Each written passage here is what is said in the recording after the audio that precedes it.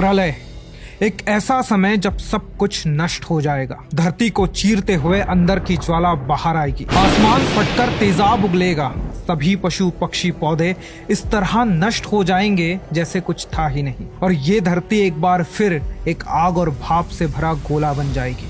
हर धर्म में किसी न किसी तरह प्रलय की बात की जाती है। जब पाप अपनी सारी हदें पार कर चुका होगा, तब प्रकृति किसी न किसी तरह सब कुछ नष्ट कर अपने आप को पुनः स्थापित करेगी। सनातन धर्म की माने तो इसे कलयुग का अंत बताया जाता है। सतयुग, त्रेता युग, द्वापर युग के बाद जिस समय में हम जी रहे हैं, कलयुग एक ऐसा समय जहां पाप का राज और अधर्म अपनी चरम सीमा पर पहुंच रहा है। लेकिन भारत में कई ऐसी जगह है, कई ऐसे मंदिर है जो ये दिखाते हैं कि ये सिर्फ कहानियां नहीं है। हमारे प्राचीन मंदिरों से जुड़े कई ऐसे अनसुने राज है जो ये दिखाते हैं कि शायद हमारा अंत नजदीक है।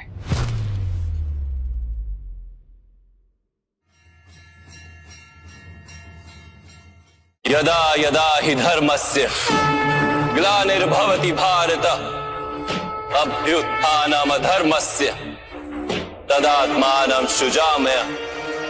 जब जब कर्म का पासा पलटता है और अधर्म अपने पैर फैलाता है, मैं कृष्ण खुद इस धरती पर जन्म लेता हूँ। भगवत गीता का ये श्लोक हमें बचपन से भगवान कृष्ण के वचन की याद दिलाता है। लेकिन भारत के जयपुर शहर में बसा कल्की मंदिर शायद इस बात का जीता जागता सबूत है। माना जाता है कि कल्की का इस धरती पर अवतरण देवदत्त नाम के सफेद घोड़े पर होगा। वही देवदत्त जिसकी मूर्ति कल्की मंदिर में है और जिंदा है। कल्की पुराण के अनुसार श्री कृष्ण इस धरती पर 9 बार अवतार ले चुके हैं, लेकिन उनके आखिरी अवतार कल्की अवतार का जन्म होना अभी बाकी है। इस जन्म का उद्देश्य होगा कली असुर का अंत करना और इस समस्त संसार को उसके प्रकोप से मुक्त करना। लेकिन माना जाता है कि कल्की का असर इतना भयंकर होगा कि सारी मानवता पूरी तरह भ्रष्ट हो चुकी होगी, जमीन पूरी तरह सूख चुकी होगी, आसमान से तेजाब बरस रहा होगा, सारे पशु पक्षी नष्ट हो चुके होंगे और मानव खुद एक राक्षस का रूप ले चुका होगा। वो कीड़े मकोड़ों की तरह एक दूसरे को खाना शुरू कर देगा। इस संसार में संतुलन लाने का सिर्फ एक ही रास्ता बचेगा, सब कुछ नष्ट कर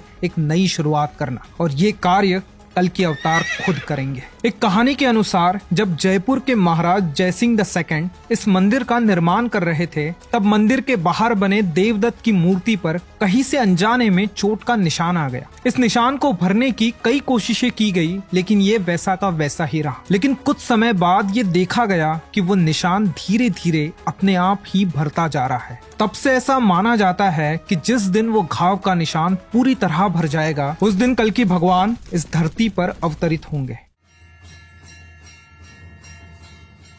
समय 4 चरणों में घूमता है, ये तो सब जानते हैं, लेकिन कभी आपने समय के स्तंभ के बारे में सुना है? महाराष्ट्र में बसा केदारेश्वर मंदिर, जो ऐतिहासिक कलाकृति और आर्किटेक्चर की एक शानदार छवि दिखाता है। पहाड़ों को तोड़कर तराशा गया ये मंदिर हमारे पूर्वजों की आधुनिकता का बहुत बड़ा सबूत है। लेकिन इसी मंदिर के पास बसी एक गुफा से कई अनसुने राज जुड़े हैं। इस नेचुरली फॉर्म गुफा में पाया जाता है 5 फीट लंबा केदारेश्वर शिवलिंग, और माना जाता है कि ये शिवलिंग स्वयंभू है, यानी इसे किसी ने स्थापित नहीं किया, ये अपने आप प्रकट हुआ है। ये शिवलिंग एक ऐसी जगह पर स्थित है जहां पहुंचने के लिए आपको मौत से जूझते हुए हरिश्चंद्रगढ़ का एक खतरनाक ट्रैक कर कुछ फीट लंबे पानी को तैर कर पार करना पड़ता है, और बारिश के समय में तो ये पूरी तरह पानी से भर जाता है। लेकिन ये दृश्य इतना मंत्रमुग्ध कर देने वाला होता है कि आप सोच भी नहीं सकते। एक नेचुरली फॉर्म गुफा के अंदर झरने के बीच बसा हुआ केदारेश्वर शिवलिंग पूरी तरह पानी से घिरा हुआ, और ये पूरी गुफा सिर्फ एक स्तंभ के सहारे टिकी हुई है। अगर ध्यान से देखा जाए तो इस गुफा की छत 4 स्तंभों पर टिकी हुई थी, लेकिन धीरे धीरे एक एक कर ये स्तंभ टूट गए और अब सिर्फ एक बचा है। लोगों का मानना है कि ये 4 स्तंभ इस संसार के 4 युगों को दर्शाते हैं, सतयुग, त्रेता युग, द्वापर युग, जो 3 युग बीत गए और एक एक युग के खत्म होने के साथ ही एक स्तंभ टूट गया। अब जब हम आखिरी युग में पहुंच चुके हैं, इस मंदिर का आखिरी स्तंभ बचा हुआ है, कलयुग का प्रतीक। जिस दिन ये स्तंभ टूटा, उस दिन कलयुग का अंत होगा और सारा संसार नष्ट हो जाएगा। एक ऐसा शिवलिंग जो शरद पूर्णिमा के दिन नर्क का द्वार खोल देगा। मध्य प्रदेश में बसे खजुराहो टेम्पल्स, जो अपने 1000 साल पुराने आर्किटेक्चर के कारण पूरी दुनिया में मशहूर है। माना जाता है कि यहाँ 85 मंदिर हुआ करते थे, जिनमें से अब सिर्फ 25 बाकी रह गए हैं और इन्हीं में से एक है मतंगेश्वर महादेव मंदिर, खजुराहो का सबसे बड़ा मंदिर। और इसके पीछे का कारण है यहाँ बसा हुआ शिवलिंग, जो हर साल बढ़ता जा रहा है। ऐसा माना जाता है कि इस मंदिर में स्थित शिवलिंग की लंबाई हर साल शरद पूर्णिमा के दिन 1 इंच बढ़ जाती है।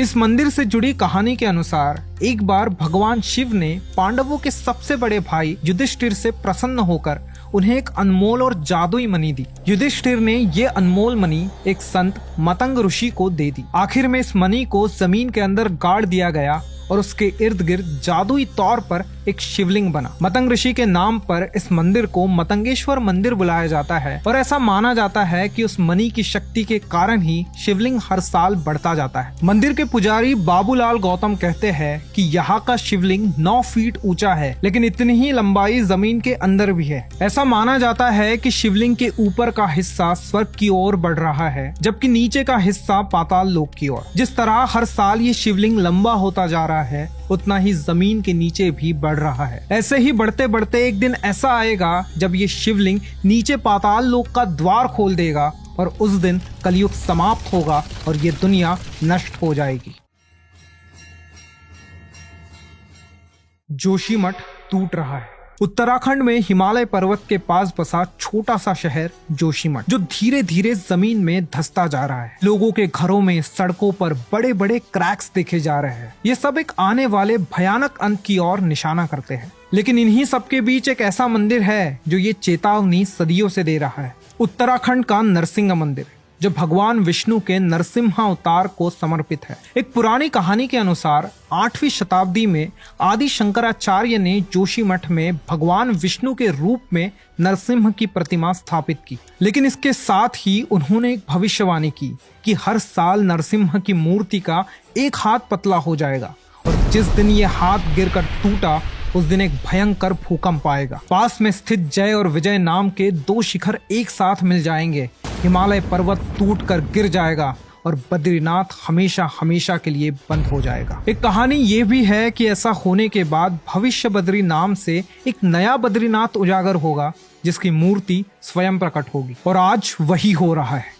भगवान नरसिम्हा का एक हाथ केवल एक बाल जितना पतला बचा है और किसी भी समय टूट सकता है। जियोलॉजिस्ट की भी माने तो उत्तराखंड में एक भयंकर भूकंप आना बाकी है। और वही दूसरी ओर जोशीमठ के पास भविष्य बद्री में पहाड़ों पर बसा एक पत्थर हर साल धीरे धीरे बद्री नारायण देवता का रूप ले रहा है। कुछ साधु आज भी बर्फ की चादर ओढ़े इस स्थल पर बैठे रहते हैं, इस उम्मीद में कि जल्द ही ये भविष्यवाणी सिद्ध होगी। हर धर्म अपने आप में प्रलय के बारे में बात करता है। क्रिश्चियनिटी में आर्मगेडन, डे ऑफ जजमेंट, इस्लाम में कयामत का दिन, इसी तरह Buddhism, Norse mythology, Greek mythology, सभी में एक ना एक ऐसा दिन, ऐसी जंग, ऐसी प्रलय, कुछ ना कुछ ऐसा आता है जब सब कुछ नष्ट हो जाता है और धरती अपने आप को रीसेट करती है। साइंस में भी ये देखा गया है कि पृथ्वी हर 10,000 सालों में कोल्ड और वार्म पीरियड साइकिल से गुजरती है। हजारों सालों तक बर्फ की चादर से ढकी रहती है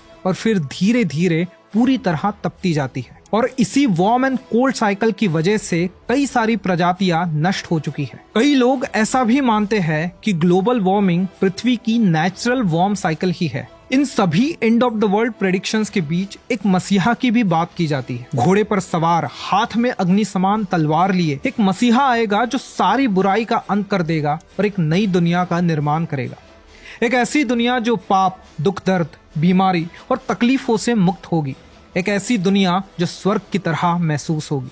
सनातन धर्म में इसे हम सतयुग कहते हैं। ये सारे कॉन्सेप्ट्स और कहानियां कितनी सच है, ये आज भी एक गहरा राज है, लेकिन ये सब कई लोगों के लिए एक उम्मीद की किरण बनते हैं।